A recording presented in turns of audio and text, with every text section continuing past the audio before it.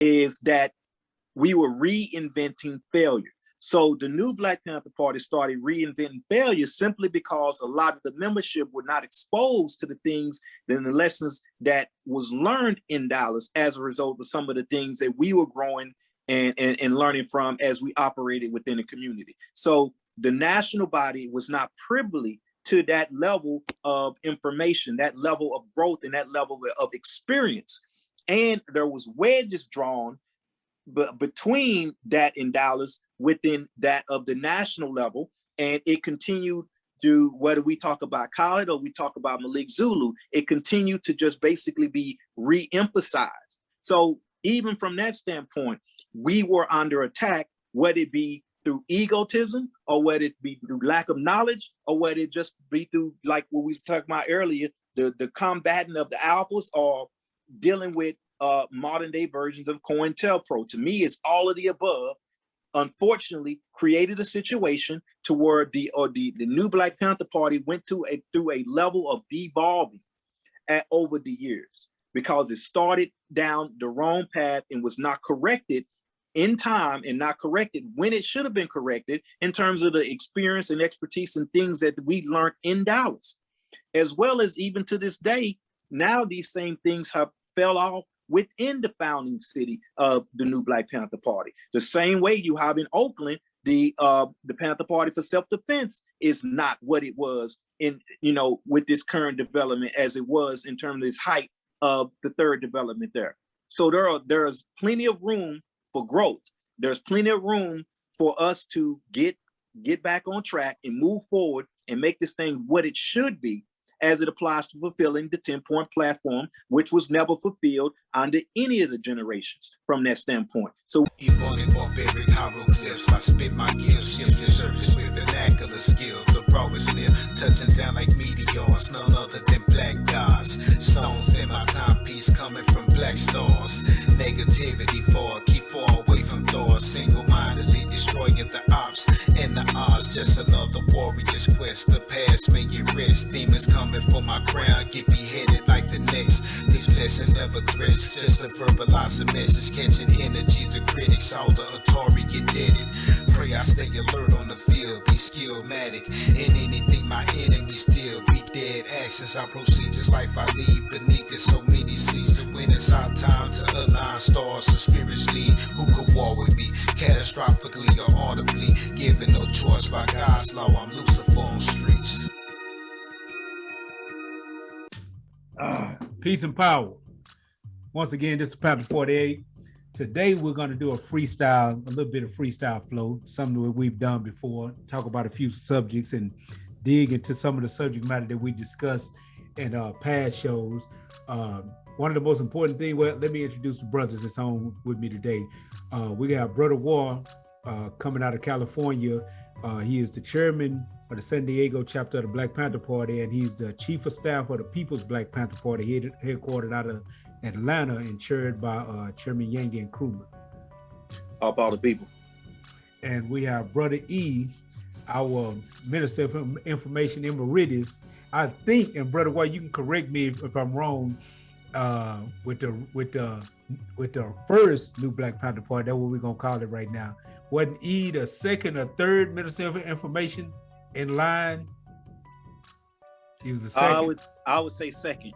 Second, and we call him the Minister of Information Emeritus because he's still our Minister of Information, the brother that we look to for our information as part of the Panther 48. We got E coming out of Florida.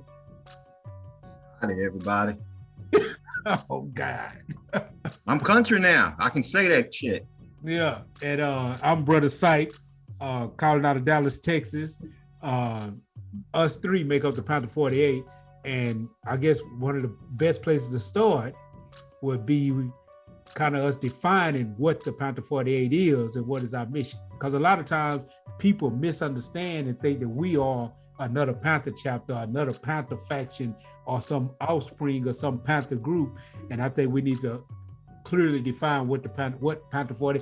One person told me they thought it was 48 Panthers, like the Panther 21 when they was arrested in New York. They thought it were 48 Panthers. So could one of you brothers properly define what the Panther 48 is? That's the MOI. Go ahead. Nah, go ahead, War. I always get it wrong. You know, we go back and forth about this shit. You the de facto chairman of this shit. So go ahead and tell us what the hell it is we supposed to be doing. I'm gonna start it off and I'll let E come in and add to it. But basically the Panther 48 is a collective of brothers, us three brothers specifically, that have come together as through our past experience as being within the ranks of the New Black Panther Party, the founding chapter of the New Black Panther Party, and putting in the proper work when we were active under that banner to see to it that the legacy of what the New Black Panther Party originally represented, as well as New Generation Panthers, period, or have something to go to get more in-depth information in regards to how they should be conducting themselves in regards to the struggle, correcting some of the misconceptions and fall-offs and wrongdoings of that formation of the New Black Panther Party, and then just kind of setting the precedence in terms of respecting the legacy that the Panther Party holds. E, did you want to add to that? I would concur with that. All right, and to clear up that it's not 48 members of this council. 48 is a symbolic number that represents certain concepts and ideas that we believe. In our truth, and I'm going to force E to talk because E is actually the person that came up with the name Panther 48.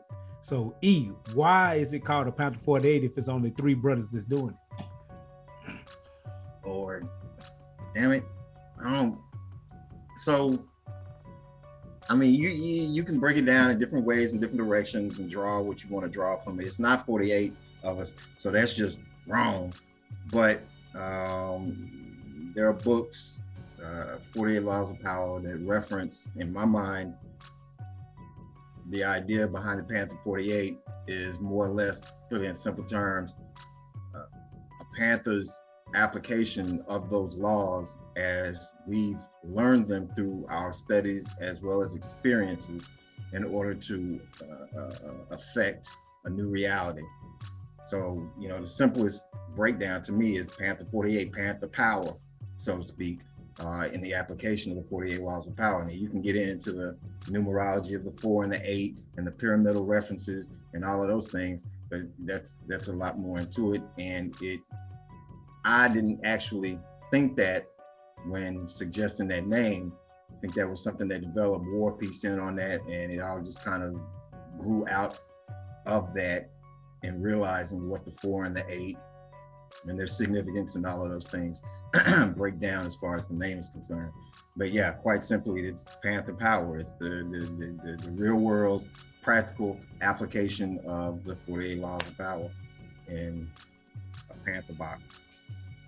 True indeed. And I'm gonna add to that, E, because you until we get you excited, you know, you can kind of talk like Ward a little bit. But as E just said, Panther 48 is based on the concept that what became popular and mainstream power dynamics was 48 Laws of Power. You have other books on strategy like The Art of War or the 33 Strategies of War, wrote by the same author that wrote the 48 Laws of Power. So, and the idea was Panther power, or that Panther ideology, Panther ideals, Panther concepts can be utilized as principles and blueprints, not only for creating a movement, for organizing the people, but for also for organizing your own personal life. And I've said it before, and I told Brother E and Brother War that when I went on what E liked to call my vacation, when I was there, it was many things that I learned in the party that actually helped me to survive and thrive down there so well. It was those things that helped me to organize. It was those things that helped me to structure. Matter of fact, it's that organization and that the things that I learned as a part of the original chapter of the New Black Panther Party that allowed me to organize other brothers down there. You know, and the cool thing about certain times that seeds are being planted in you, I didn't know that those seeds would help me organize down there when I was learning. I just thought those seeds would be something that would help me organize in the party.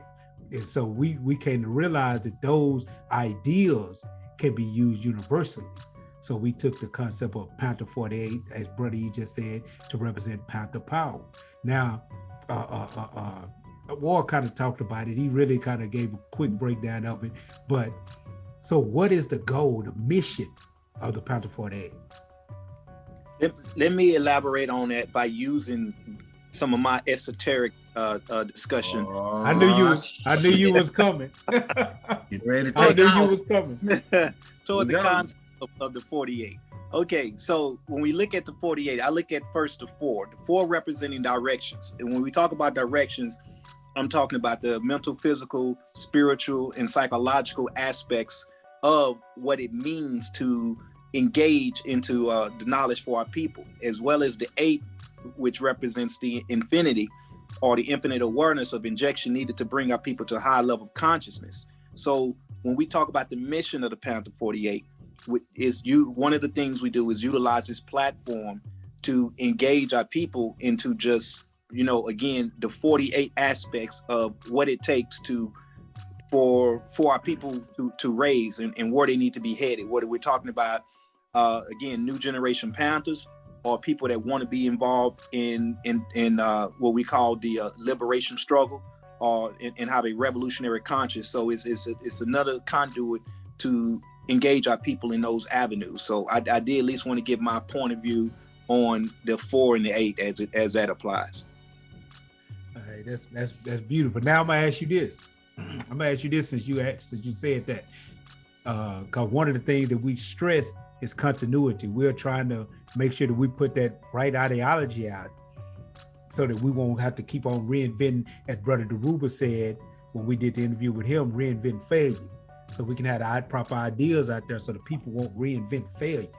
So we have detractors that will say that the new Black Panther Party are not Panthers, or this is not a Panther. What would we say, or what could you, and I'm gonna ask you this directly to you, Warren, what would you say, in your opinion, makes a Panther? What attributes are required, or what kind of, who has to get an okay that a person is a Panther? I wouldn't say that anybody has to give the okay, but what I would say is a collective gives the okay. And let me define it when I say the collective.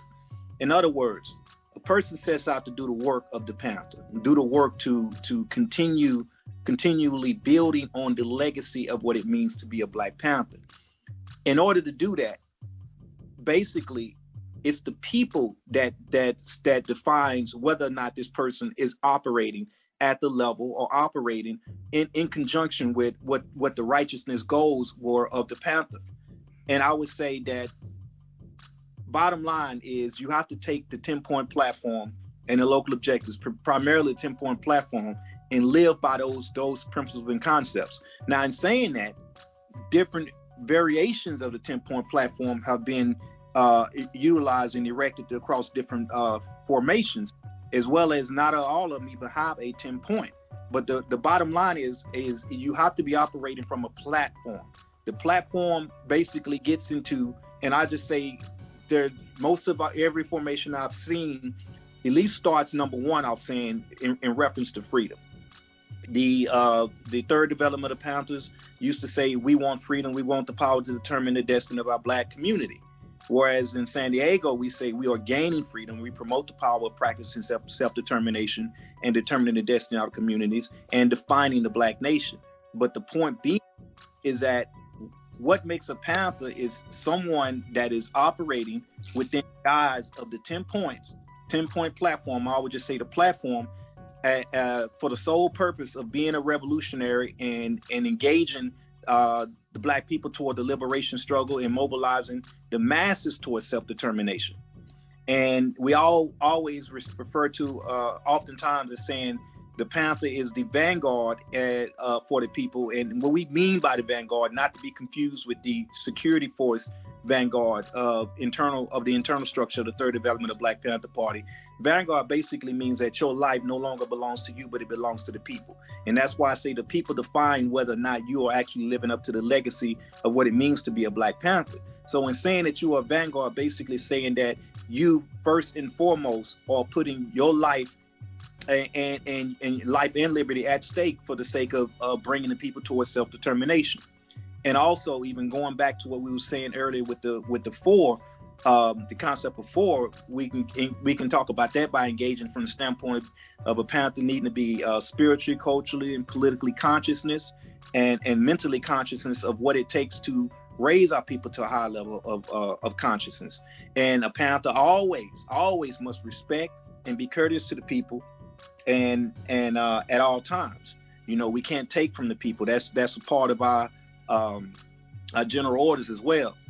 And oftentimes we say militant, a panther must be militant, and that has to do with the discipline aspect necessary to operate on a higher level, as well as it has to do with the fact that we must recognize that from a military-like structure, or from military-like overstanding, is that we're dealing with warfare. Our people are at war. So knowing that our people are at war, we consider, you know, our operating battleground operating apparatus a warfare or a battleground. And by being a battleground, basically we know we're at war, and knowing we're at war, meaning we have a level of militancy or level of military discipline that must be intact. We must be humble with our people. And so from those standpoints, to me, that's what defines and what makes a panther. Now, obviously, from the outside looking in, a person would just say, oh, you're wearing a beret. That means you represent the Black Panther Party. You can buy a beret. Anybody can buy a beret, throw a patch on it, and call themselves a Black Panther, but that don't mean that they're doing the work and representing liberation for our people. So, in essence, a panther is whether you put a beret on or not. And that's another misconception, that you have to have a beret on to be a panther. That's not true. That not at all. It's about doing the work for the people. It's about doing the work to raise our people to a high level of consciousness, operating through a platform that codifies what needs to be done to raise our people to that level, and where we are headed as a people as it applies to self-determination.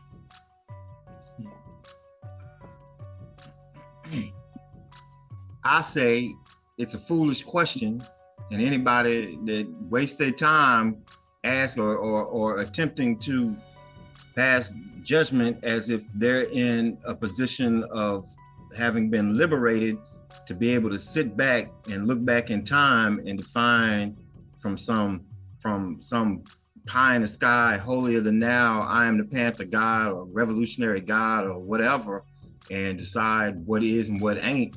Those types of folks are a waste of time, in my opinion, simply because they don't ask the same question about the police, or about your taxes that you pay, or about the laws that are any of those real? Are any of those more legit than this or that? So why are you questioning people who are attempting to get into the street, whether you agree or disagree with the particulars of their ideology? You're wasting your time. Like the church, it's more important in the church that you say that you believe in this particular platform, i.e. the 10 Commandments, than it is you actually go out and do the work. You know, you can go do the work all day long, but because you don't have this particular platform, or you don't give acknowledgement to this particular person who used to do whatever in the struggle, you're not valid, you're not real. Fuck that.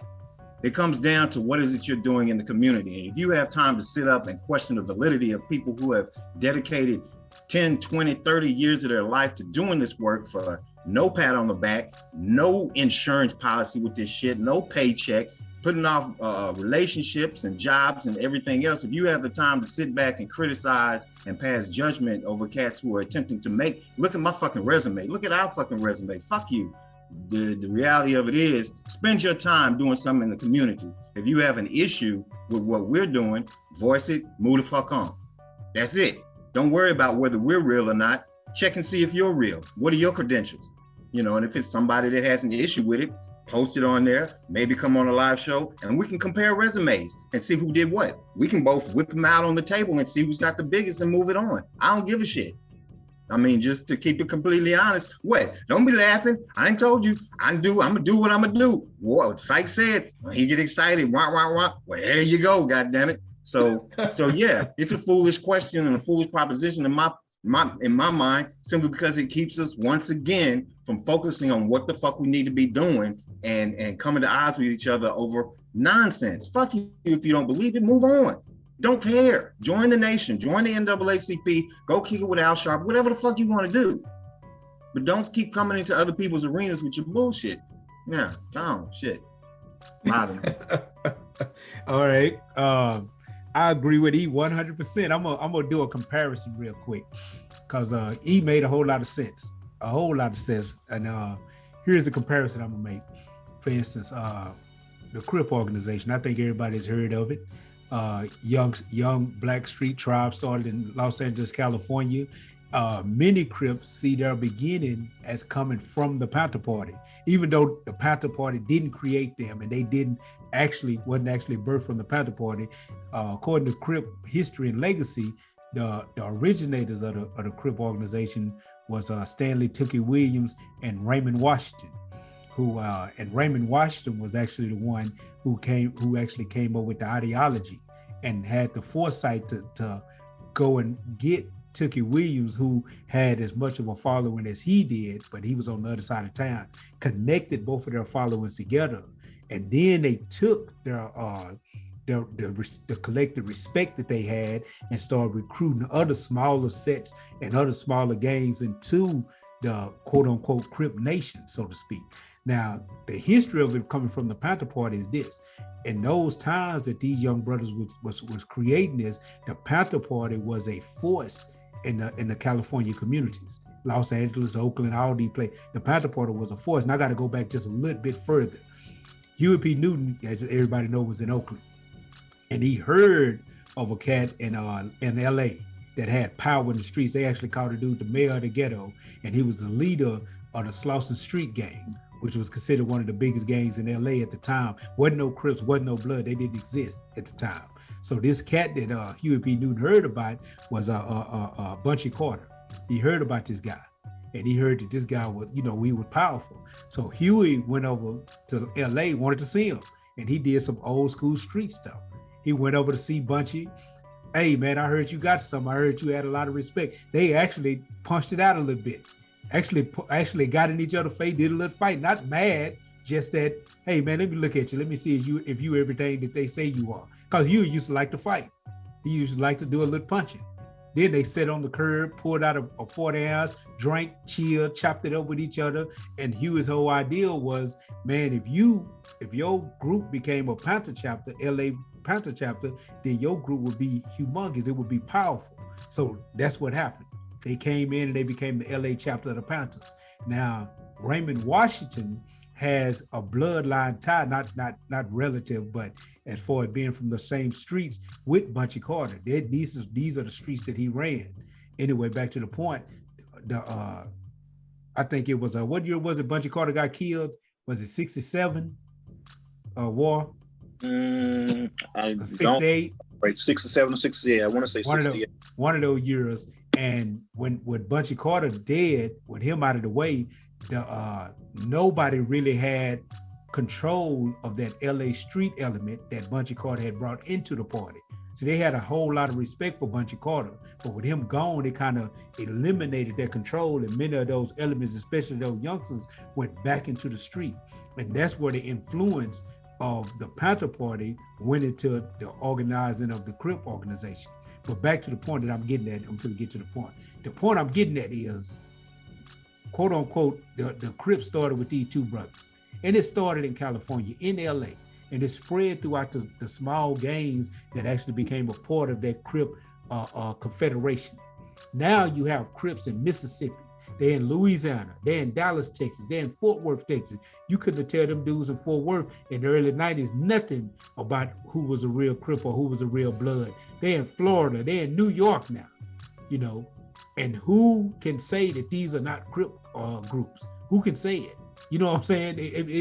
It's almost insane. It's kind of like what he just said. You are not supposed to go up in New York and tell them dudes in New York who've been banging Crip that they are not Crips now. But the point is, that's what a movement does. It moves. It might start in one small neighborhood behind one small idea, and when it gains traction, that movement moves, and now this thing is spread worldwide, Crips and the Black Panther Party. These things get spread worldwide. And in my thoughts and my ideas, and one of the things I used to tell the brothers in prison is that we don't own the Panther. The people owns the Panther, and the people have the right to resurrect the Panther Party wherever they see fit when they feel like they're being oppressed and they need to liberate themselves. And as War said, what is those who are setting up shop to enforce that 10-point platform, following those main objectives, following those 3 main rules, and are actually putting in their work for the neighborhood and for the community that they find themselves living in. That is what defines a Panther. And as E said, if somebody has the time to sit back with that Panther halo on, like they have the right, like they the Panther God, then those people are probably not doing Panther work. Those people are probably not doing it. Unless y'all want to add to that, I gotta go ahead, E. And let me just say this, you know I'm fixing it. I always gotta remind motherfuckers who want to hold up and deify and glorify and make Huey and them the Panther Party. Remember, they wasn't the first Panthers. So let's understand that, number one. Number two, understand well and true, when Huey P. Newton died, he was a fucking crackhead. So all of that shit about you not doing this, you not doing all of that, your heroes fell. They were human too.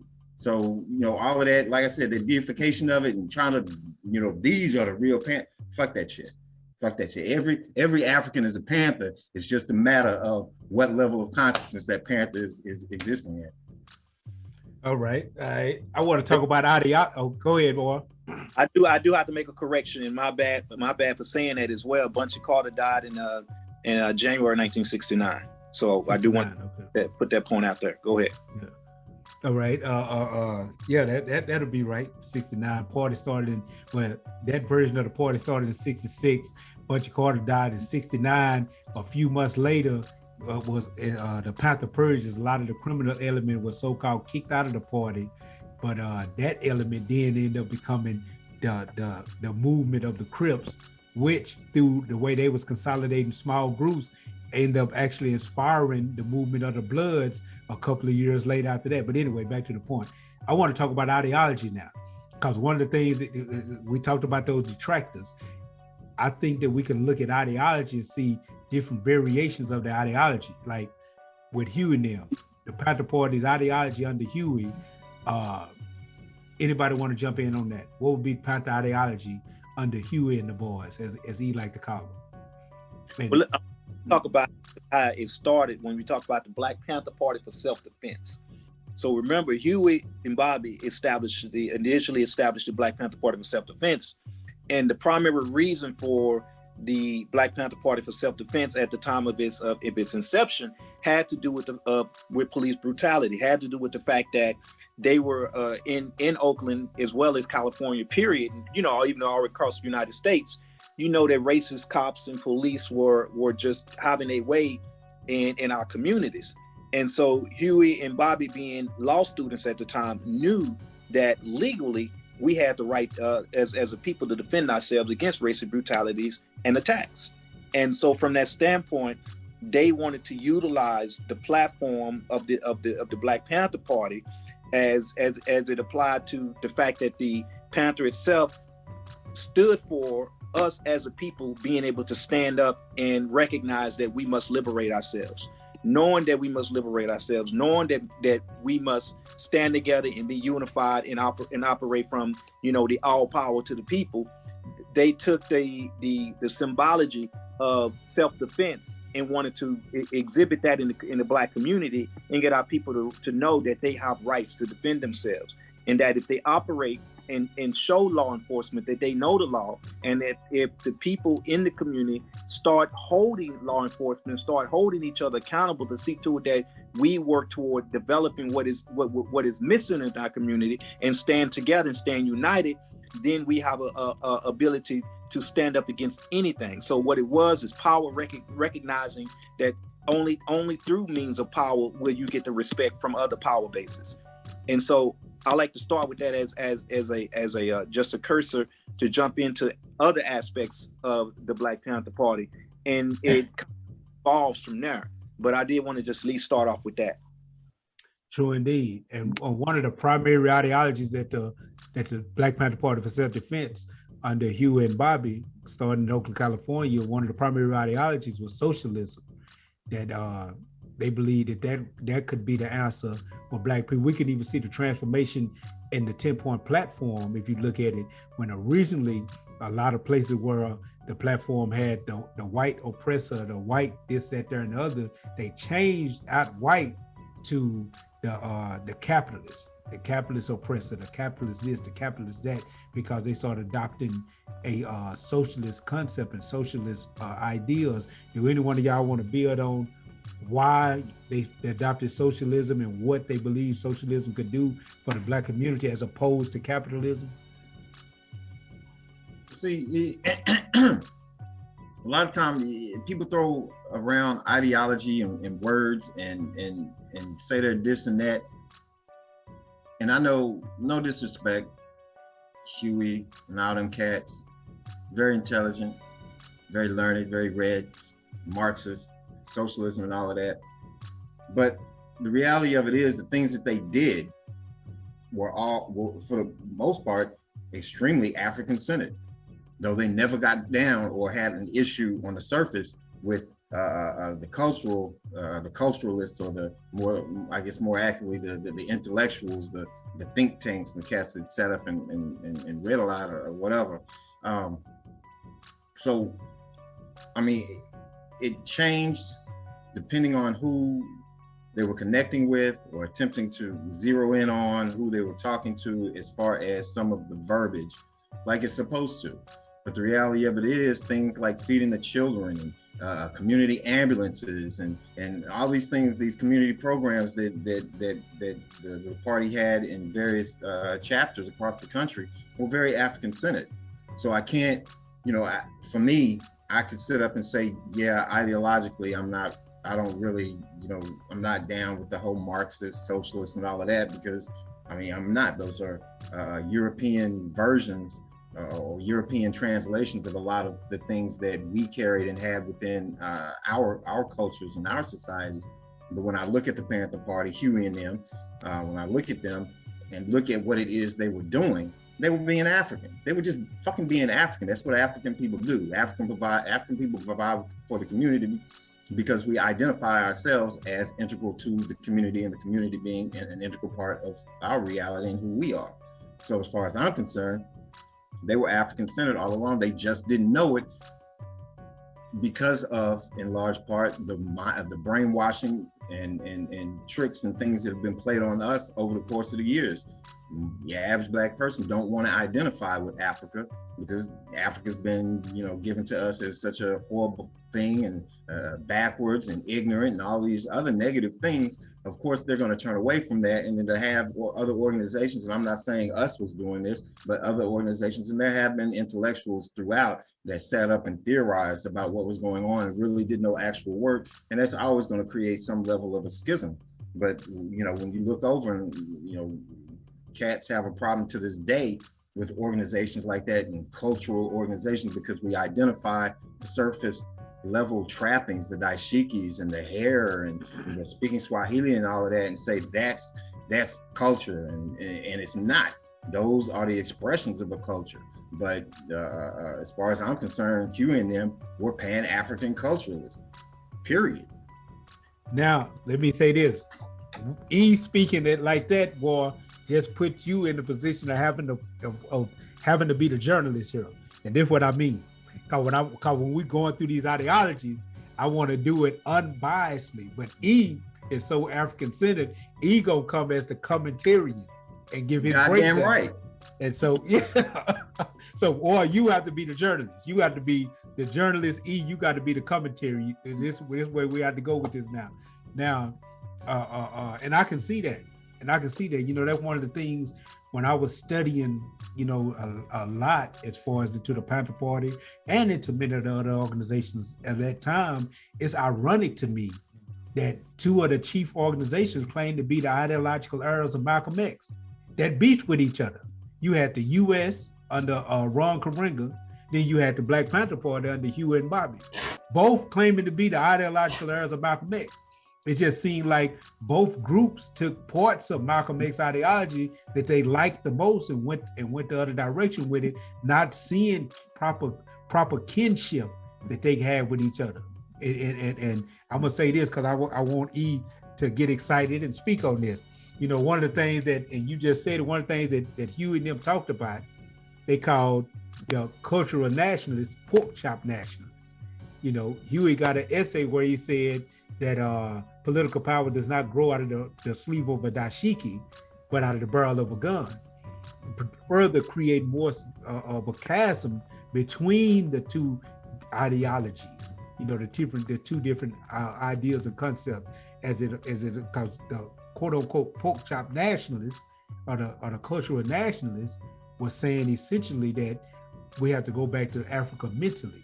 We have to take a mental migration back to Africa and basically regain our culture, because there could be no real revolution without grounding yourself in your own culture. Matter of fact, one of the most popular ideas was that even if you overthrew this system and rebuilt a new system without your culture, all you would do is recreate the same system you just overthrew and end up being oppressed all over again. Now with Huey and them, the idea was that the cultural nationalists or the pork chop nationalists are not recognizing that Black people in America have a unique experience that have to be recognized and respected as a unique experience, and that the people basically wasn't going back to Africa, that we had to actually deal with the needs of the people pending revolution. That's why they created many of those what they call survivalist programs. So what is your opinion on that idea, E? The pork chop nationalists? Before and war. Cut E loose. I got to do this because I do it here about, especially being in San Diego, about the West Coast. And this even goes back to what we initially said earlier, just to touch on in regards to Bunchy Carter.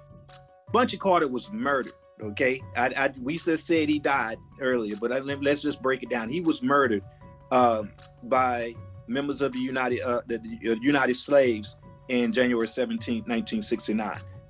In addition to John Huggins, and then I said he died. I didn't. I tripped out.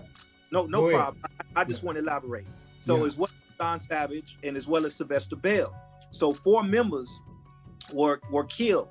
But let's connect the dots again, and this even goes back to something we may touch on later in regards to what Deruba went over. Is that COINTELPRO was in full effect when the Panther Party was beginning to be active and beginning to make the moves across the United States and implementing their power. As a result, one of the aims of COINTELPRO was to create a separation in ideology on the West Coast. So within what was going on and what was working, mind you, what was working to draw a wedge between the US organization and the Black Panther Party was to create that separation.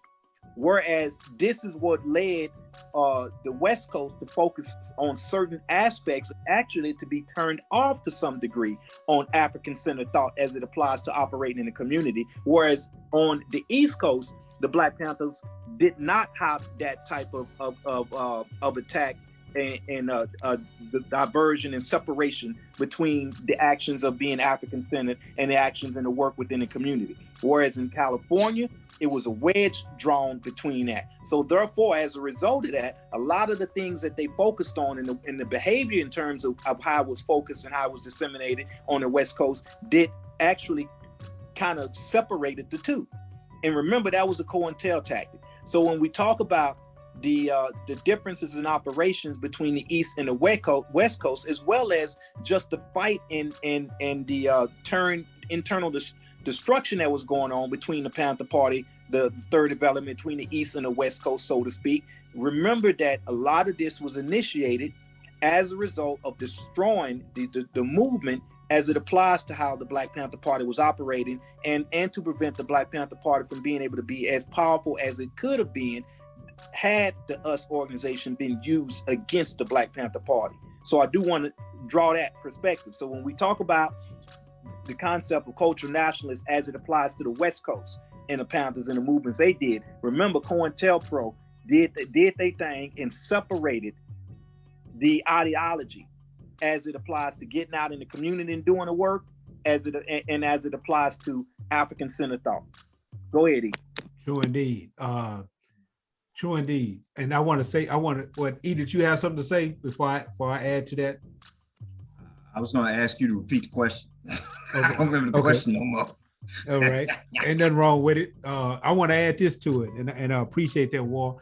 I want to add this to it because I'm going to read number 5, E's favorite point on the 10-point platform. And if I remember correctly, when we was active in Dallas in the new Black Panther Party, that's one of the things that E constantly stressed, his whole classes, his whole push toward the direction that the party should be going was all based on number 5. Because one of the things that we used to do is that we used to, when we had a pet project, so to speak, we was always told by leadership to go to the 10-point platform, find that thing in the 10-point platform, and then work on that thing in the community based off the 10-point platform. That point in the platform actually became itself a constitution to that particular work that may have been done. For instance, Huey and them did it with when they first started. One of the things that they tackled was police brutality. So they chose number 7 to focus on in the beginning of the Black Panther Party for self-defense in Oakland. But anyway, number 5 said, we want an education for our people that exposes the true nature of this decadent American society. We want education that teaches us our true history and our role in present day society. We believe in an educational system that will give our people a knowledge of self. If a man does not have knowledge of himself and his position in society and the world, then he has little chance to relate to anything else. Now, in that, you show that Huey and Bobby had an understanding that knowledge of self was important. And maybe we misinterpret what that knowledge of self was, because to me, knowledge of self means understanding your history, your culture, where you come from as a people, and if that could mean anything else, somebody correct me and tell me. Well, wait a minute. So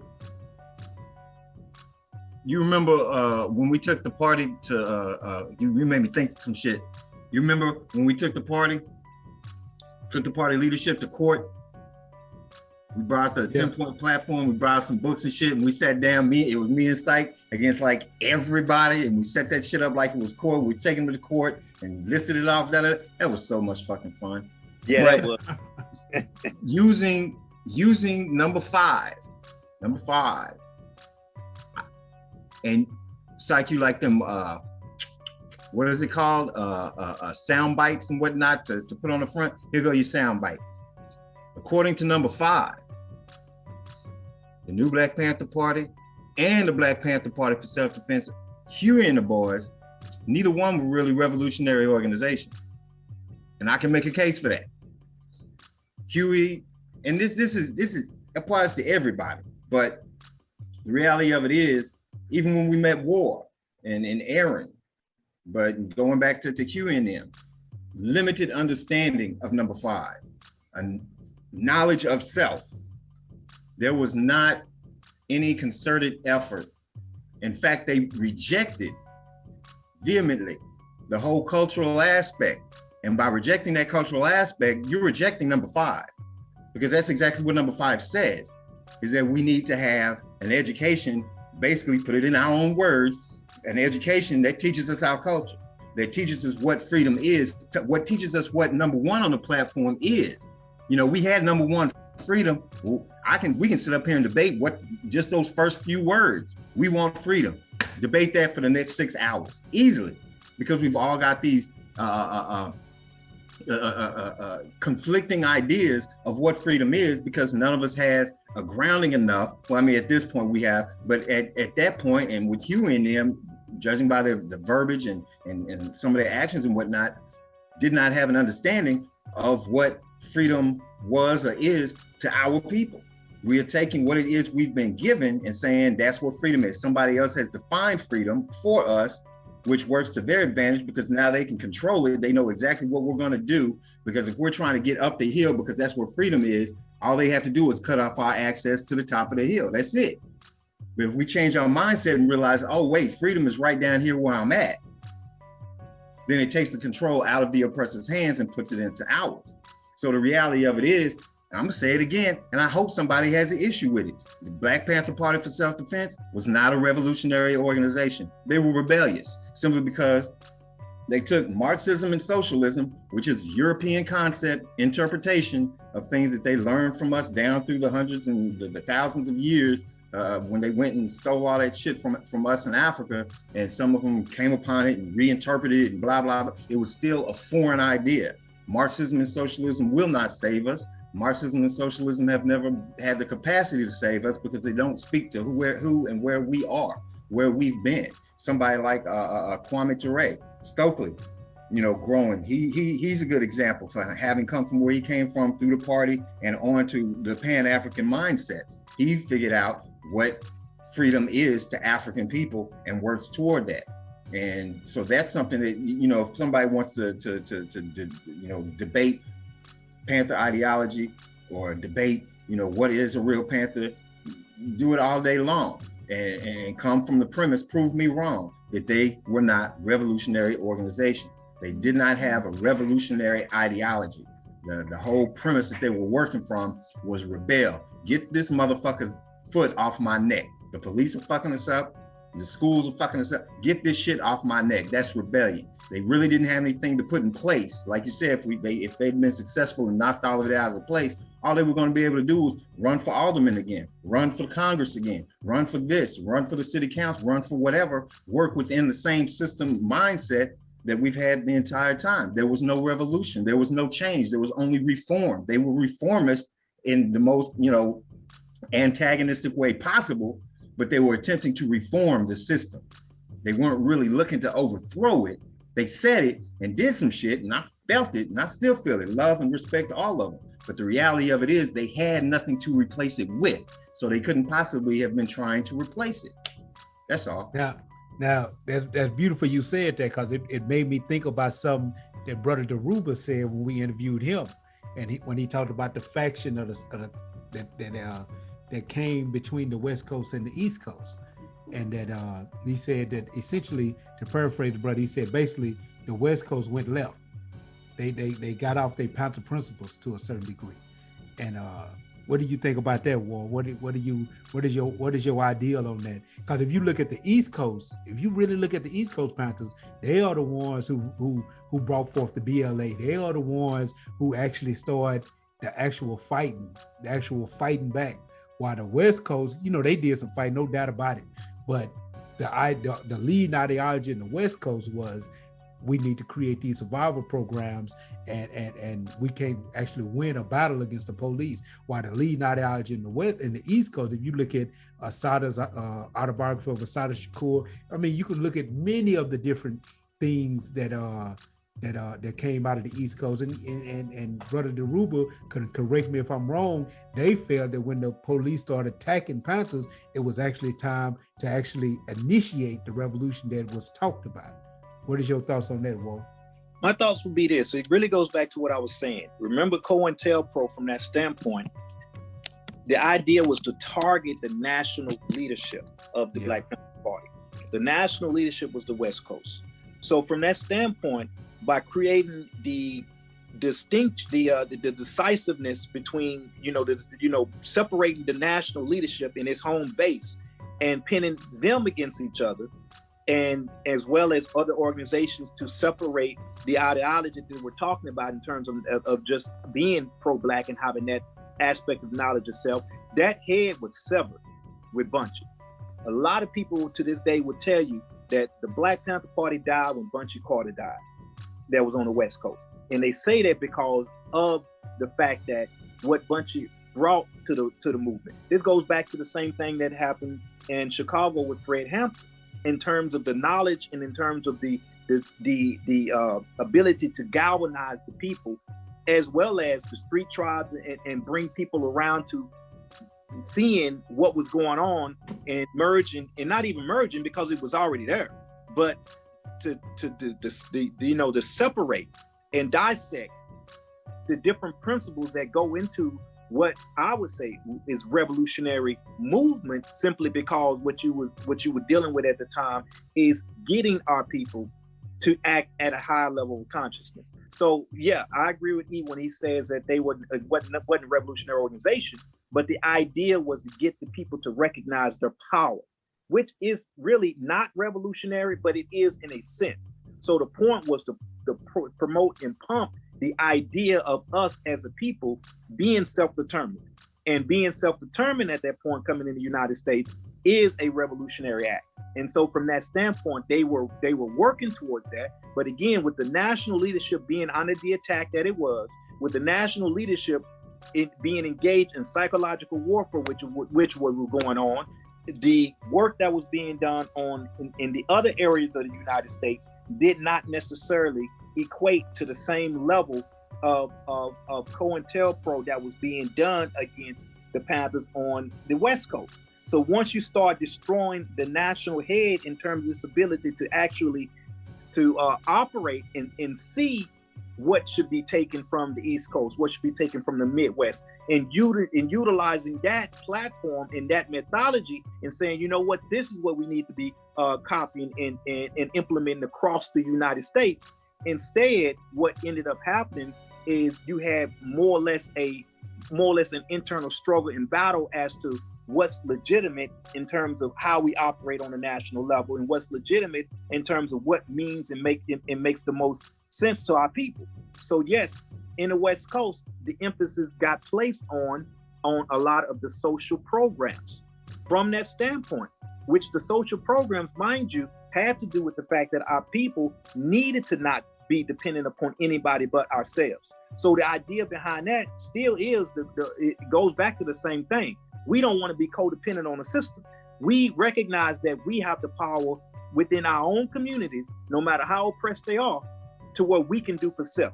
So we establish our own hospitals, our own clinics. We do our own economic work in building up our communities. So this is what the social survival programs were based around, right? And so the idea behind that should have been coupled with going back to self-determination and knowledge of self, like Brother E is talking about, is recognizing that the bottom line to that is that we must be able to move on a higher level and a higher accord and not just be reformists. But again, when you talk about, like you was asking me, the difference between the East Coast and the West Coast Panthers as it applied to that COINTELPRO was in full effect and creating any type of wedge that could be levied possible against leadership, whether it be locally, regionally, or national within the Black Panther Party. So with that in mind, to me, it shouldn't be a situation to where it's polarized, even when we're talking about it now and say East Coast versus West Coast. That's the wrong perspective. And that, to me, leads right back into the continual fight and struggle that happens to where it's either this way or that way. Where the point being is that the advances and works of all different leadership in different areas contributed to the growth and development and something that could have been much greater than what was within the Black Panther Party had it not been attacked the way it was.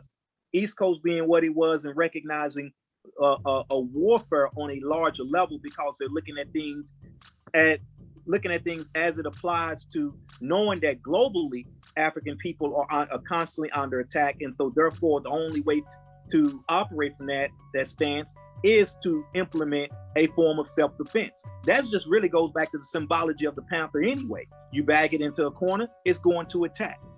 So from that standpoint, everybody is living their version of the best they could be as a panther.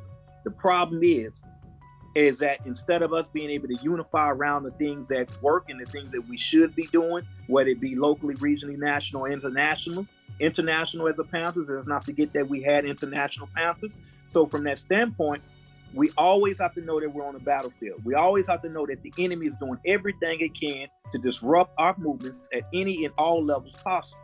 So the East Coast and West Coast was just a prime example of that, and continues to be a prime example of the different various forms in which the Panther becomes under attack, as well as now when we talk about the younger generation of Panthers that are moving into the field now, versus the elder Panthers of the second and third development that were, that have this funny ways of looking at the younger members. So it's a big mixture and dichotomy of things that are going on that are constantly as a result of us being under attack, and as a result of the legacy not necessarily being protected the way it should have, and not enough people involved in this legacy to see to it that the younger generations are able to move to this on a higher level. And so that's how I want to address that, because I don't want to get into polarizing the East and the West Coast, because to me that just leads right into the same fight.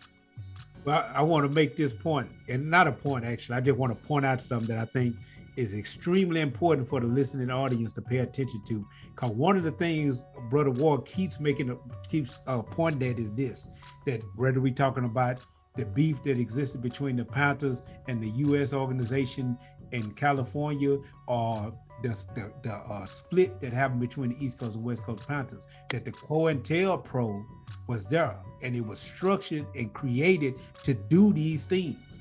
The FBI created the counterintelligence program for the purpose of basically destroying the Panther Party and other organizations that could be considered to be dangerous to American society as it is. One of the things that we have to understand, and one of the things that Huey used to express was I forget what he called it, but essentially we have to understand that two things cannot exist in the same space at the same time.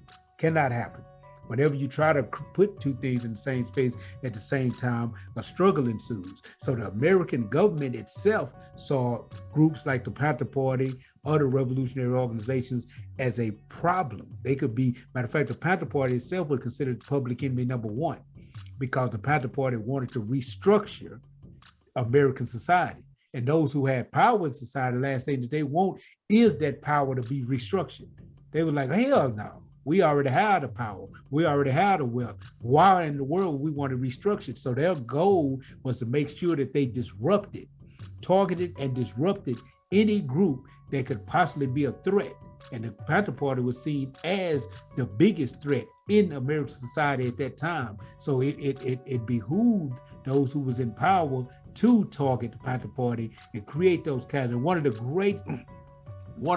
greatest strategies of war that you could ever use is to create division between those who should be allies. So I think it's very important that we pay a close attention to the fact that Brother Ward keeps telling you the COINTELPRO. And those of you who consider yourselves to be activists or revolutionaries, and if you don't know what the COINTELPRO is and was, should study it, should actually study the counterintelligence program as laid out by the FBI. Okay, I want to go to this. We dealt with Black Panther Party was a reactionary organization. He tried to start a fight. And okay, now we go to new Black Panther Party, the resurrection of the Panther in Dallas, Texas, under Aaron Michaels and David Foreman. Ideology. Also reactionary. What would you say is the leading ideology, Panther ideology, new Black Panther Party? It ain't none. And it's a, what do you call it? I guess a parallel, or I don't even say tangentially, but it occurred to me in conversations with this cat I know about this whole alpha male shit, that it's funny to me that, we do the 5 isms, name off the 4, and we apply that to our, revolutionary dialogue and things we write and all of these big lofty things. But then we'll turn around and say that we're, this alpha male. We'll freeze our interactions with females in this one place, as opposed to taking that 5th ism and being that. You know what I mean?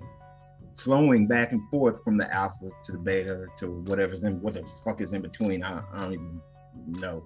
But yeah, so it's for us, the idea, and we y'all know the history and all of that. I forget some of that shit as far as how things came about amongst us, but I know that between the 3 of us, because wasn't nobody else thinking about this type of shit back in the days. We were the 3 that was thinking about yo, we need an ideology to go with this shit. That's the stuff that we were thinking about. And so we can't allow ourselves to get locked into an ideology, or it feeds into and makes COINTEL's job that much easier. Because when you crystallize yourself in one position, they know exactly how to come at you, as opposed to a whole guerrilla mindset where you're constantly flowing and moving and adapting to whatever style is necessary at the time. And you know what? I'm not even sure that was your question, bro. Yeah, cause you been combative. Now, now again, I said that I was going at this thing like a journalist, not whether or not I agree or disagree, just in the development of ideologies throughout time. But I want to speak to the alpha thing. One of the things I think is important that we understand is that there are more betas than there are alphas. And the whole concept is based off the study of animals. If we look at gorillas or wolf packs, if we look at those things, we notice by studying nature that the female of those species had a greater attraction to the alpha in those packs. There is a stronger or better fighter in those packs. And that stronger, better fighter, faster runner, that particular gorilla or that particular wolf is what zoologists would end up calling the alpha. And then all the others were beta, because there was only one alpha. There's not a group of alphas. There was one alpha, the strongest, and you can see that in human society. When we talk about when you go to any neighborhood, any community, you'll find in those neighborhoods the person. When we went to Stop Six, you know, one of the things, if you wanted to hook up, connect with in Stop Six back then, and one of the primary people that could connect you to the movement of Stop Six was Benny Boy, you know, and no one would argue that. No one would go against that. So therefore, that made Benny Boy the alpha. Not, maybe he wasn't the best fighter. Maybe he didn't kill the most people. I don't know. But one of the things that we do know is that he was the best thinker and the best organizer. So it created a whole lot of respect for him in Stop Six. And by us connecting to Benny Boy then connected the Panther Party, the new Black Panther Party, to the Bloods, period. He connected us. And he told his group, his Bloods, his Truman Street Bloods in Stop Six, that the Panther Party is my brothers. And don't nobody make a move against the Panthers. And the Panthers then had the ability to move freely throughout Stop Six. Am I right or wrong? Yes, sir. And that's the concept of the alpha. Not that the alpha, that all men are just supposed to be alpha, but there are certain men that stand out from the crowd, and that's what make them alpha. Now we study psychology. A good book to read to understand this is The Female Brain by Luann Brizardine, a behavioral psychologist. And she breaks down the concept of the alpha and how in ancient times or in olden times the alpha was symbolized and how the alpha is symbolized now. And one of the things about the alpha is that the quote unquote alpha in that group or amongst those males was the one who was biggest. He was usually the strongest. He was usually the best fighter. And you got to understand that humanity existed before human society. And I know that sounds like an oxymoron when I say that, but humanity existed before our quote unquote civilizations existed, before we had police departments, before we had military, before we had any of those things that protects the rights of people. You only had people.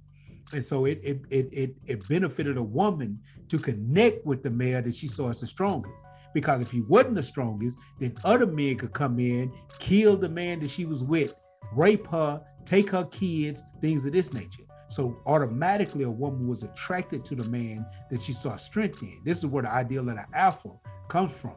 Now in later society, alpha started to have different representations because the rules that we set up by establishing civilization removed the need to be the best fighter, the fastest runner, the biggest, the strongest. And incidentally, this is why women are attracted to chest, and Luann talks about it in her book. This is why women are attracted to chest, arms, and things of this nature. This is why these things are considered sexy to women, because subconsciously they identify the person who was actually the strongest, who was the healthiest, and who had the greatest ability to protect her and defend her.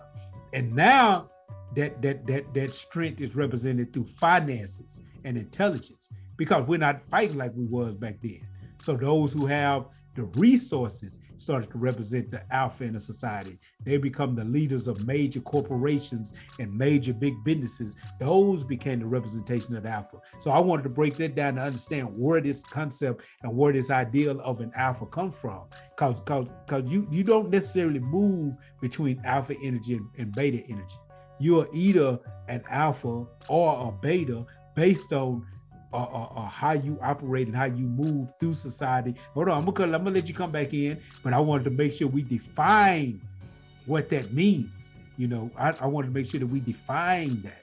Now, when dealing with women, one of the things that we have to understand, and I know E, you're very gynocentric. You know, I use that word to identify you. E is very gynocentric, and it might be a good thing when our women are in harmony with us. It might be a good thing to be gynocentric, to put the woman as the goddess, as to put her on her throne. But I've always believed that, like, I won't call the average nigga a king.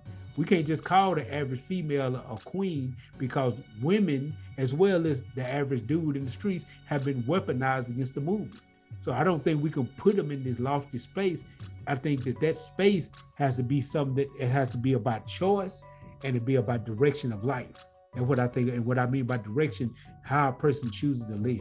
If a person is doing that work to move themselves toward the level of queen, toward the level of king, toward the level of soldier, toward the level of warrior, I believe the work has to be done. But I just wanted to simply identify what an alpha was and why that term. Now that term has become popular all over YouTube. Alpha, it is alpha, alpha, alpha, alpha, alpha. But that is what an alpha was. And the first alphas didn't jump out and say, I am an alpha. They just was who they were. I'm sure that Benny Boy in Stop 6 never decided, you know what, I'm going out to my neighborhood to be the alpha today. I'm sure he never said that in his mind. You know, I never heard that word come out of his mouth when he and I had conversations. He just did what he thought was the best thing to do for his community, and it made him the alpha. But go ahead, E. Well, I would just say that that being said, particularly the part about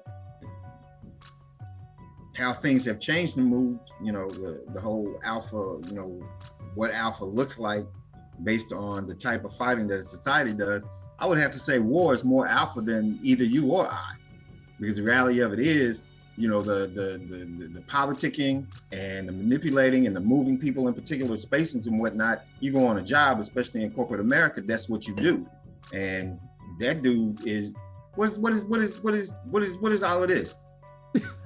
Far more adept at that, and would put him in more of an alpha position, as opposed to the finite, stagnant, like you said, the cats that are on YouTube, they know one piece of alpha and that's it, because they go and they show this alpha chest to a woman and act this particular, you know, wolf pack alpha type of way, but then they go to a job and act like, you know, every other dude that's got to keep his job, and you know whatever that entails. He's no more alpha than the next black dude taking orders from a white boy that's half his age.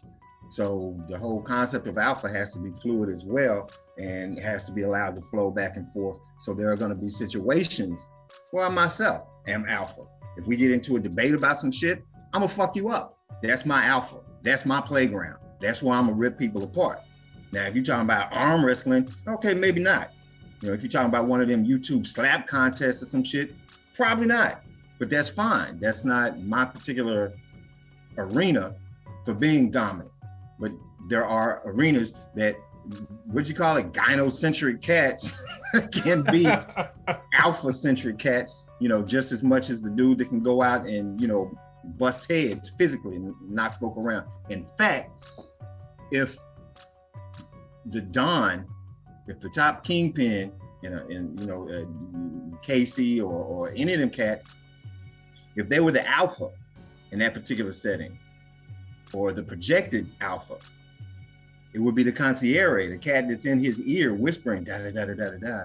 That in the more cerebral aspects is the alpha, because he's controlling the shots. He's making this go that way. He's the one that's being dominant and using the projected alpha that's out there, the one that people sit back and say, oh, in whatever terms, oh, he's the alpha. Whereas in reality, the alphaness is going on in his ear. He's being told what to do. He's not dominating shit. He's being used to dominate at the behest of somebody else. Well, let me add this. In this ideology, you know, we talk a lot about the alpha and the beta, but many people never bring up the third the third classification, which is the sigma. I didn't know there was a third. Yeah, it is. It's a sigma. And I see UE as more of a sigma male. You know, a sigma, you have the alpha, the sigma, and the beta. The mass majority of males will be beta. The mass majority. And beta is not a bad thing, but people don't like to be considered to be the average. And that's why people view beta as a bad thing. The beta is not bad. It's the average of the males. Then you have the alpha, which usually stands out more than everybody else, or Malcolm X, or Martin Luther King.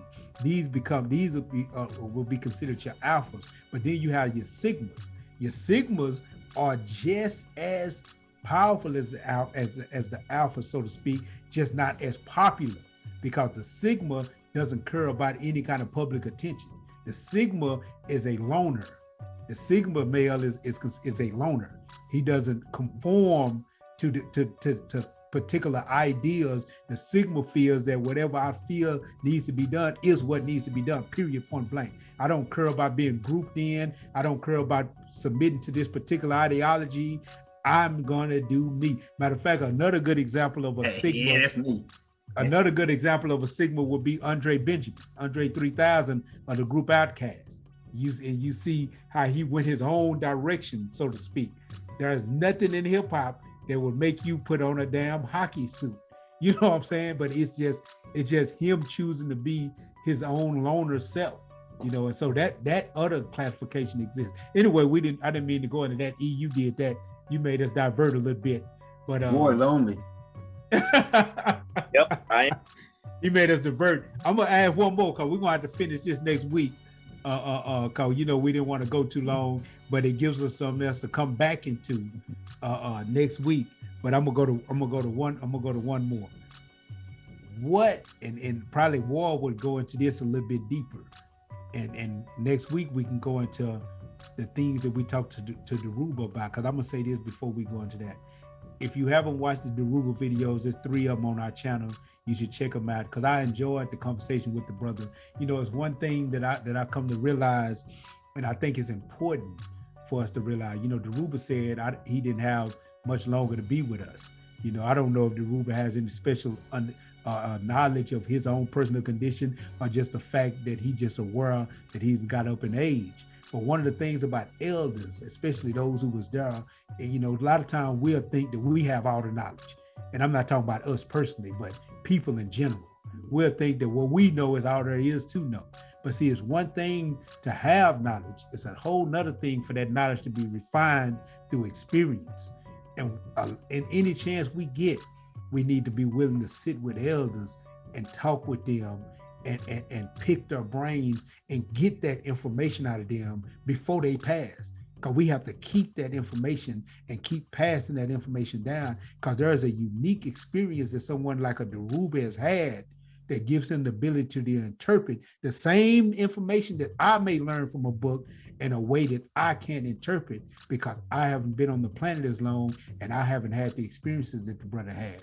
So, so we're going to talk about, you know, the things that we gleaned and gained from that brother a lot next week. But saying all that, I said all that to say this, to go into this. And like I say, I'm gonna direct this question more at War. You know, we talked about the different ideologies that have developed over time. What is the ideology of the Panther now? Not you. You gonna come in and say it's reformist. There is no ideology. You gonna come none. I want this from War. This is new. This is like this. I don't know. I don't know. I'm gonna go into the evolution of what was started, really, I would say originally drafted by you, Brother Syke, within the mechanism structure that we operated from within the new Black Panther Party, and has been refined and continually developed and continues to be developed at this point in time. Because the mechanism structure that you started out with, we had a 4, which to me also symbolically goes right back to the concept of the Panther 48, which was what I call now the field corps, which is the defense mechanism, the resource mechanism. You called it the economic mechanism, the community mechanism, and the information mechanism. Now, today, when we talk about the evolution, those have been allocated to be what we call our field corps. The addition that was added to that was the continuity corps, because what we recognize as Panthers, as younger generation Panthers, is that a lot of mistakes have been made in previous generations, and a lot of mistakes continue to be made because we don't know, going back to what he says, knowledge itself. So as well as have a proper place to warehouse a good relative amount of information so that the young generations have something to refer back to properly. And so with that, the continuity core gets your infrastructure mechanism and your institution mechanism. And with those, we refer to it as the infrastructure mechanism being the foundational advancement, and the institutional mechanism being the generational advancement. Also, the next tier of that would be the life core. And the life cores, this is what we talk about the identity mechanism, going back to what Brother E is, pushes us toward, because no matter what, if you don't come from a position of knowledge itself and you are able to define that properly, then everything else that you do is going to be emulating the effects and the operations of the oppressor, which defeats the whole purpose of what we were supposed to be representing in the first place. So you have to have an identity mechanism. The next one being the engineering mechanism. So with that being said, those represent the 8 mechanisms that we primarily operate through: infrastructure, institution, defense, resource, community, information, identity, and engineering. That elaborates on what we talk about when we say the Panther 48 as in the 8 aspects of the mechanism structure. But we also, and this kind of goes into the things that are consistently being worked on within the Black community as well as within the Panther Party, because I would be wrong if I say, in our definition, this goes back to the Panther 48, that we are literally operating on a functional Panther chapters, because functional chapters have a, number one, have a headquarters. Number two, have a minimal amount of membership that are committed 100% to doing the work in the community, committed 100% to making sure that they have things happening and going on every day that has to do with empowering the people. So when we operate now, we talk about Panthers on the ground doing the work. They don't mean that they're operating under full functionality. So let's get that right. So we're working towards that. Understanding that we're working towards that, now we go into the 2 aspects, or the 2 what I call bipolar injunction mechanisms, which are the coping mechanism and the denial mechanism. This is where a majority of our people fall in, even when they come within the Panther Party. The coping mechanism basically has to do with the fact that we are coping with ways of addressing oppression until we free ourselves from oppression. Most people, period, learn to cope with oppression. And as we cope with oppression, that basically means we learn to adapt to the effects of oppression instead of actually resolving and coming with solutions to prevent that from being generational.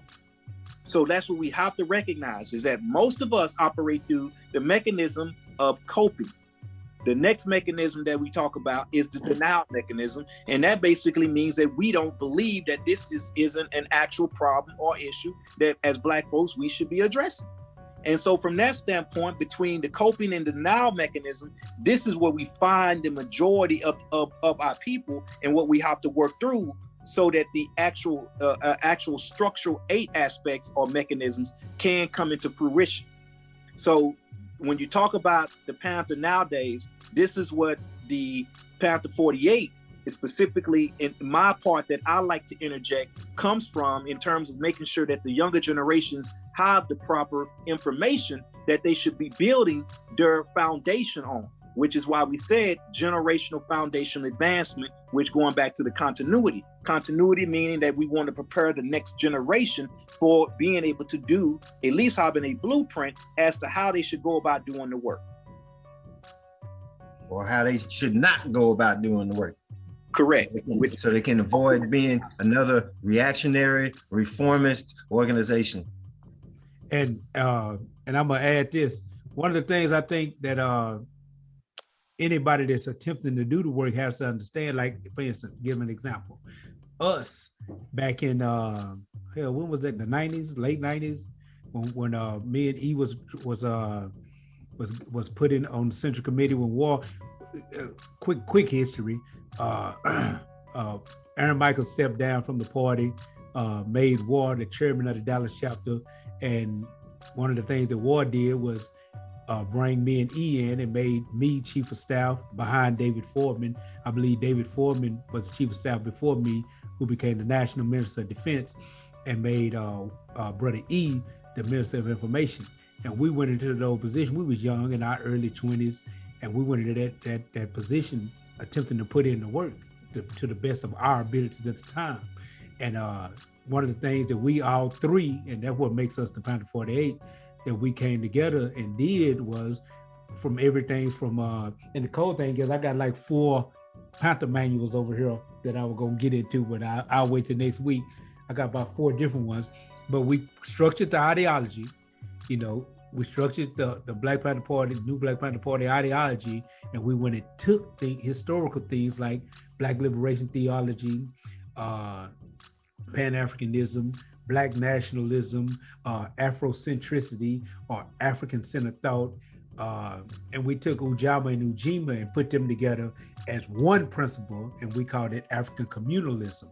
You know, being collective working responsibility and cooperative economics connected together. And we basically gave breakdowns and definitions of what all those different concepts and theories mean. Now, any true Black historian understands that these different ideologies was actually separate ideologies from separate groups who believed that this was the way. We believe that we could take these ideologies together because they all got a part to play. You know, we understand the importance of looking at all the different movements and what they did and how they moved the people closer to freedom.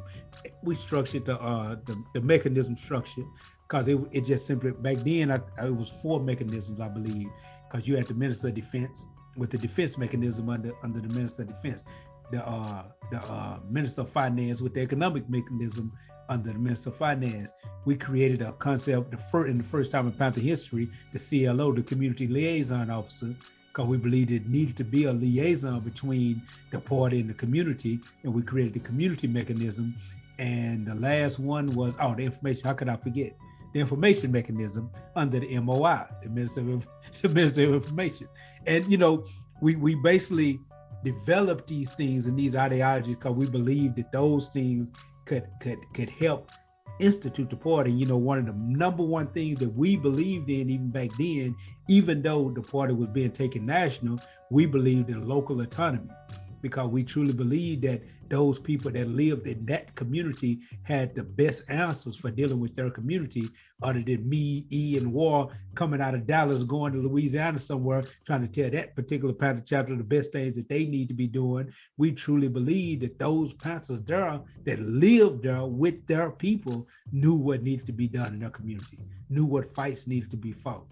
And so we believed in that. And so that was, you know, where we was at then. You know, and nothing is gonna stay the same because it's supposed to evolve. You know, it's supposed to build, it's supposed to grow. And you know, that I just said all that to say that that's where the new Black Panther Party Dallas chapter, founded under Aaron Michaels and David Fordman and left to us, was directed toward and going then. And before we get off, I want to say this: because we got detractors that attack us, and sometimes I truly believe that they're not really attacking us, that they're attacking a name because they've seen that name represented through somebody else, you know. And so is there a new Black Panther Party? And as the brother we interviewed a few months back, a new Black Panther Party? Brother Ward. So when you say, I'm still trying to follow you with that, a new Black Panther Party. Well, the brother, I think it was Brother Ishmael that we interviewed, when he said he liked to separate the difference between the new Black Panther Party that started by Aaron Michaels and then the new Black Panther Party as what happened once Dr. Khalid came in and he brought the Nation of Islam members in with him. You know, I'm not trying to create, because I never, because one of the things I truly believe is when you brought up the COINTELPRO a while ago, the people that constantly get in the chats and y'all not real Panthers, you know, maybe they age is a repression, you know what I'm saying? So right. I never want to be the type of person that fans beef, you know, that fans problems, as E said before, that if you show me any world where beef between Black organizations move people closer to freedom, then we'll participate in it. But you can't show me that. Historically, that doesn't work, you know. Ideally, I would love that all Panther formations would operate together nationally and then build and do the real boots on the ground work locally. I would love to see that, no matter what kind of Panther you decided to call yourself. But is there a separation, or can there be can a line of demarcation be drawn in the sand between the Dallas chapter New Black Panther Party, Aaron Michaels, and the New Black Panther Party that exists today? Unfortunately, I would say yes. And I'm gonna call that an unfortunate turn of events simply because, let's just go back to what we talked about within us as a Panther 48. Coming out of Dallas, when Khalid was involved and started getting his footing within being a national chairperson of the New Black Panther Party, the information that he used to create what's been called since that time the Black Power Manual the majority of that information came from Dallas. Problem with that is there were certain things that was not taken from Dallas. So he took a part of that information and took it with him. One of those things, and those key things that we just got through talking about, was the mechanism structure. That did not come with the Black Power Manual. And the mechanism structure was in essence our introduction to what we still to this day refer to as cell theory. And what that had to do was giving you an operational point of view on the internal work that needs to be done in order to keep the chapter in order and functioning, which is why I went back and I said that you have Panther chapters now, but they're not functioning Panther chapters. And that's because the mechanisms are not being utilized, which means your cell theory and your organs are not being properly utilized in order to, evolve, in order to work the movements of the Black Panther Party. So in drawing sort of that line in the sand, what we had an organization, and this is just dealing with this from the perspective of hindsight. We had an organization that basically ended up dealing with two vastly different points of view on leadership. So this even goes into the difference in the dichotomy that you had within the third development, as it had to do with Eldridge Cleaver and Stokely Carmichael. So from that standpoint, so Aaron and Khalid had two diverse aspects of what they saw leadership needing to be from a local level, moving toward regional and national. So as it applied to that, unfortunately, because of also COINTELPRO, whether it be called that or something else, because at this point we was talking about Homeland Security, not necessarily Homeland Security, this is before Homeland Security, but we was dealing with a joint terrorism task force that actually had an operation called Project Megiddo that was actually started, or should I say Dallas was one of the home grounds in which the operation was being utilized, and the new Black Panther Party was a primary target of this. Why? Because Project Megiddo dealt with religious leadership. And at that point in time, Khalid, coming into the new Black Panther Party, was a very powerful religious leader who all of a sudden now merged within an organization that had a legacy behind it in terms of how it operated with the people and operated in building things the way it did. So now you had this operation, this new level COINTELPRO that was attacking the organization, and as a result, there was wedges drawn between Khalid, between Aaron, wedges drawn between the ideology that the Panther Party was already supplying to the community and people that were following Khalid simply because he was the modern day version of Malcolm X to the Nation of Islam. And all of a sudden, literally overnight, we had mosques that became Panther chapters. The new Black Panther Party was never meant to fulfill the religious, spiritual needs of our people as an organization. That was not a primary nor a secondary aspect of the Panther Party. We recognize spiritual elements are necessary to our liberation, going back to knowledge of self, but the organization itself was not built around religious or spiritual means of operation. So Khalid coming in from that point of view and that perspective clashed with Aaron operating from a position of community involvement and community organizing. So as a result of that, and then Aaron being under attack within what was going on with his family, and I let him come in and tell his story more so on that. Now all of a sudden, Khalid was the forerunner and the person out front running the organization. So as a result, a lot of the principles that the founding chapter Dallas, Panther 48, Aaron Michaels, David Foreman put in place did not transpire across the United States. So with that being said, it left a lot of vacancy in terms of what the Panther Party, the new Black Panther Party should represent, which led obviously from the position of the membership not having access to the right information to them being led down the wrong direction based upon the mistakes that we should have learned as we were evolving as the new Black Panther Party. So now you have, going back to what even Dhoruba spoke on lightly as it applied to us without going into detail on that, to give that discussion a whole nother a chance to have a topic and a discussion on its own, is that we were reinventing failure. So the new Black Panther Party started reinventing failure simply because a lot of the membership were not exposed to the things and the lessons that was learned in Dallas as a result of some of the things that we were growing and learning from as we operated within the community. So the national body was not privy to that level of information, that level of growth, and that level of experience. And there was wedges drawn between that in Dallas within that of the national level, and it continued to, whether we talk about Khalid or we talk about Malik Zulu, it continued to just basically be re-emphasized. So even from that standpoint, we were under attack, whether it be through egotism or whether it be through lack of knowledge or whether it just be through, like what we was talking about earlier, the combating of the alphas or dealing with modern day versions of COINTELPRO. To me, it's all of the above. Unfortunately, created a situation to where the new Black Panther Party went through a level of devolving over the years because it started down the wrong path and was not corrected in time and not corrected when it should have been corrected in terms of the experience and expertise and things that we learned in Dallas, as well as even to this day.